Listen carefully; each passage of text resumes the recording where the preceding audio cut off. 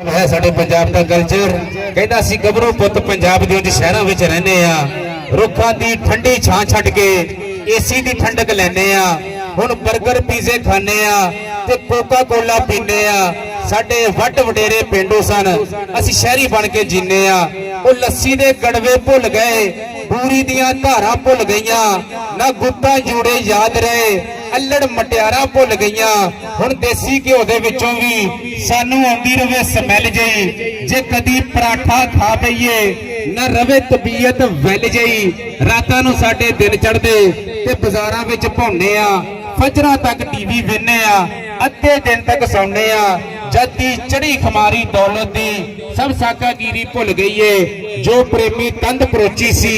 ओ तस्बी सातों खुल गई है असी दौलत पिछे नठ नठ के लभ्या बंगले कारां नूं अज रोगी होए टेंशन दे पै लभीए चैन करारां नूं ना यार रहे ना करार रहे बस चेते कारोबार रहे अंजम जी हुण कोठी विच बण गए ते कल्ले वक्त गुजार रहे कि निक्कियां हुंदियां कच्छे पा के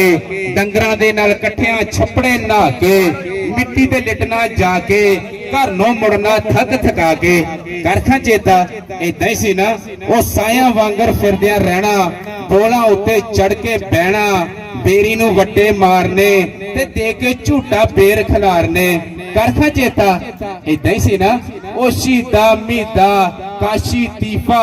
खेडदे सा सब अड्डी ठीफा ते नंगे पैरी लगना शीशा कोल कुछ भी ना होना खाली खीसा शिकर दोपहरे पींगा पा के पिपला वाली रड़ी दे विच जाके 12 टैन दी बाजी ला के लड़ पैंदे सा हरन ते आके करखा चेता इदां ही सी ना सुरत संभाली पौधे वाए मत्थे उत्ते कुंडल पाए पुट्ठे सिद्धे चंद चढ़ाए ते बुढ़ले नूं कई लांबे आए करखा चेता इदां ही सी ना ते रुत्तां जद जोबन दियां आईयां गल विच पईयां ब्याहियां फाइयां सदरां भी ढेरियां ढाइयां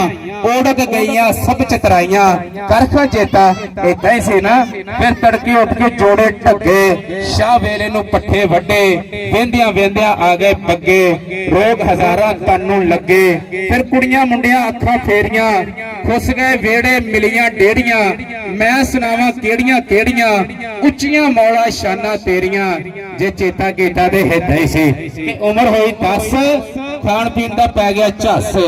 उम्र होई 20 कम दी लग गई ली उम्र होई 30 कम नूं फड़ के देंदा 20 उम्र होई 40 गल विच पई 45 उम्र होई 50 इधर आ ते इधर जा उम्र होई 60 जो कोलू च फिरदी लठ उम्र होई 70 बाबा हो गया 71 72 उम्र होई 80 मंगे दुध ते लब्बे लस्सी